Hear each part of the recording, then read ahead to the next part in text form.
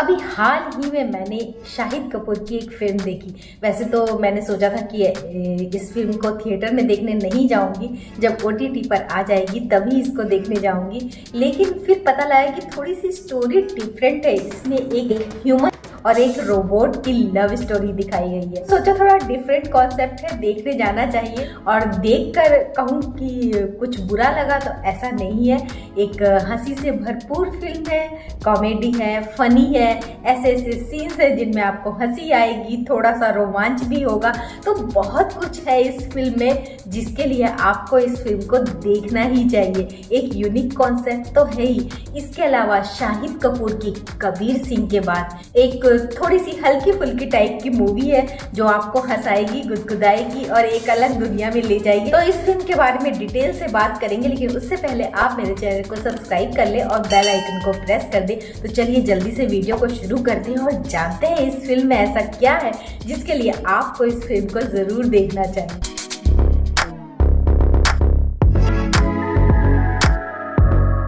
तेरी बातों में ऐसा उलझा जिया 9 फरवरी को आई थी और इसमें शाहिद कपूर और कृति सेनन मेन लीड में हैं और ये मेडाक फिल्म्स और जियो स्टूडियो के तहत बनाई गई है। इस फिल्म में एक यूनिक कॉन्सेप्ट है, यानी कि एक रोबोटिक और एक ह्यूमन का रिलेशन दिखाया गया। लेकिन जब मैंने ध्यान से इस फिल्म को देखा तो मेरी मेमोरी में एक चीज़ घूमी कि कुछ साल पहले हमने ऐसा सीरियल भी एक देखा है। आपको अगर याद नहीं आ रहा तो अपनी याददाश्त पे थोड़ा जोर डालिए। हम टीवी में सीरियल देखा करते तो 2017 से 2019 तक एक सीरियल आया करता था, बहू हमारी रजनीकांत। उसमें कुछ कुछ यही कॉन्सेप्ट था, तो उसको देखकर मुझे याद आया कि कहीं इससे तो ये आइडिया नहीं लिया गया।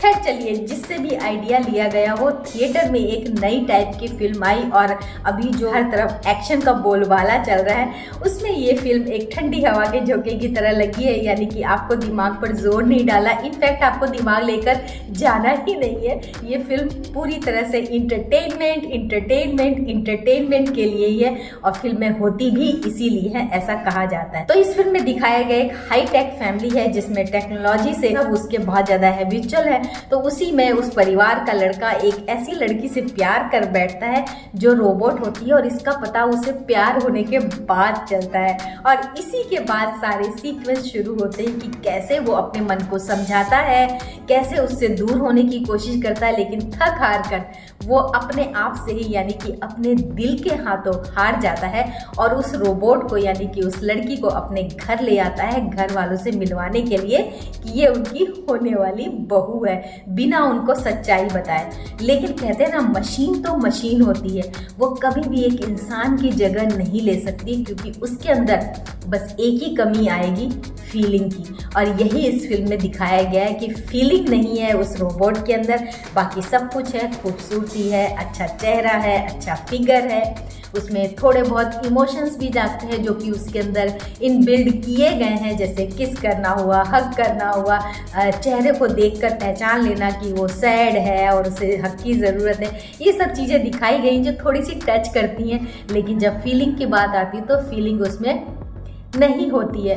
और सच कहूँ तो आज की जो जनरेशन है उनके लिए ये बहुत बड़ी चीज़ दिखाई गई है कि आप कितने भी मशीनों के अभ्यस्त हो जाए, कितनी भी मशीनों पर डिपेंड हो जाए, कितने ही मशीनों को आप अपना दोस्त बना ले, कितने ही आविष्कार हो जाए, लेकिन एक इंसान की जगह एक रोबोट या एक मशीन नहीं ले सकती। अब आप AI के आने से क्या क्या चेंजेस हो रहे हैं देख ही रहे हैं कि एक न्यूज़ एंकर भी AI ने बनाकर दे दी है। इसी तरह अब कहते हैं कि जॉब्स भी इन्हीं लोगों को मिल रही है। वर्चुअल शब्द बहुत कॉमन हो गया है, चाहे मॉडलिंग की बात हो, चाहे इन्फ्लुएंसर की बात हो या फिर स्कूल की बात हो, सब कुछ वर्चुअल होने लगा है। यानी कि इंसानों के लिए अब जॉब्स भी ख़त्म हो रही है और कहीं ना कहीं ये खतरनाक भी है, क्योंकि बुरे लोग इसका गलत फ़ायदा भी उठा रहे हैं। आप जगह जगह देख रहे होंगे किसी की बॉडी, किसी का चेहरा नाम करने की कोशिशें करने वाले लोग इन टेक्नोलॉजी का गलत तरीके से फ़ायदा उठाते हैं। इंसान में जो फीलिंग होती है उस फीलिंग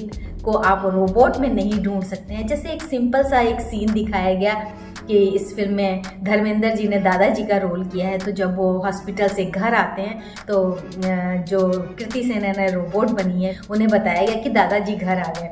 अगर नॉर्मल उसकी जगह कोई इंसान होता तो वो भागकर उनसे जाता, उनका हाल चाल पूछता, उसके चेहरे पे खुशी भी आती कि घर का एक बड़ा बुजुर्ग ठीक होके घर आया है। लेकिन क्योंकि वो एक मशीन है और इमोशन से दूर हैं तो उन्हें कोई फर्क नहीं पड़ता, वो सिर्फ अच्छा बोलकर रह जाती हैं। तो ये छोटी छोटी चीज़ें हैं जो वैल्यू रखती हैं फैमिली को बिल्ड करने में, परिवार को एक साथ जोड़े रखने में, जो आप किसी मशीन से अपेक्षा नहीं रख सकते हैं।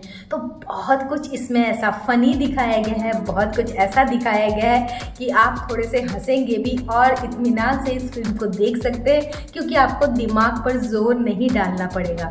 अब बात करते हैं एक्टर्स की, तो शाहिद कपूर तो खैर A1 है ही, हर रोल में फिट हो जाते हैं। खास करके कॉमेडी भी वो थोड़ी सी अच्छी कर लेते हैं क्योंकि उनके चेहरे पर एक भूलापन भी है। और शायद आपको मालूम हो कि शाहिद कपूर को डांस का बहुत शौक रहा है, इसलिए इन्होंने 15 साल की उम्र में ही श्यामक डावर के डांस इंस्टीट्यूट में एडमिशन लिया था और दिल तो पागल है और ताल जैसी फिल्मों में बैकग्राउंड डांसर के रूप में काम किया है, जिसमें कि श्यामक डावर कोरियोग्राफर रहे हैं। और कीर्ति सेनन बहुत खूबसूरत है। आदि पुरुष में ज़रूर उन्होंने निराश किया था क्योंकि वो उस रोल में फिट नहीं बैठ पा रही थी। खैर गलती उनकी भी नहीं कही जा सकती है, जैसा आर्टिस्ट को रोल दिया जाता है, जैसा गेटअप दिया जाता है, वो उसमें ढलने की पूरी कोशिश करता है। लेकिन कीर्ति सेनन मुझे मॉडर्न रूप में ज़्यादा अच्छी लगती हैं और इस फिल्म में भी बहुत खूबसूरत लगी। इसके अलावा बहुत सारे एक्टर्स हैं जिन्होंने अपना अपना काम बखूबी किया है, अपनी अपनी जगह उन्होंने हमें हंसाने की कोशिश भी की है। कीर्ति सेनन और शाहिद के बाद दो मेन कैरेक्टर हैं, धर्मेंद्र और डिम्पल कपाड़िया। धर्मेंद्र का रोल इतना कुछ खास नहीं था, उन्हें और थोड़ा सा स्ट्रॉन्ग कैरेक्टर दिया जा सकता था।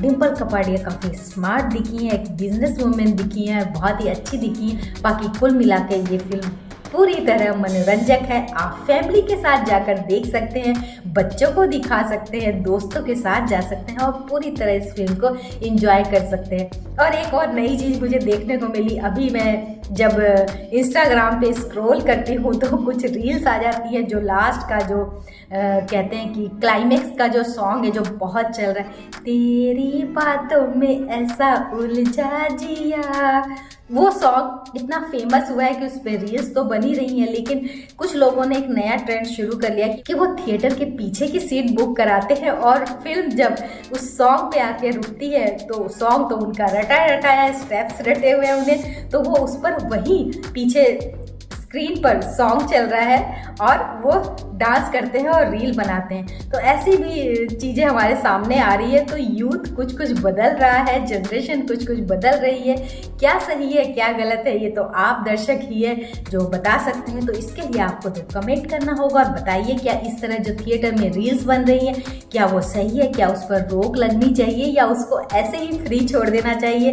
और इसके अलावा आप ये भी बता सकते हैं कि अगर आपने फिल्म देख ली है तो आपको कैसी लगी है, आप मेरी राय से सहमत है या नहीं है। और अगर आपने नहीं देखी है तो झटपट जाइए और देख कर आइए और मनोरंजन से भरपूर इस फिल्म को पूरी तरह एंजॉय कीजिए। तो थैंक यू सो मच पूरा वीडियो देखने के लिए।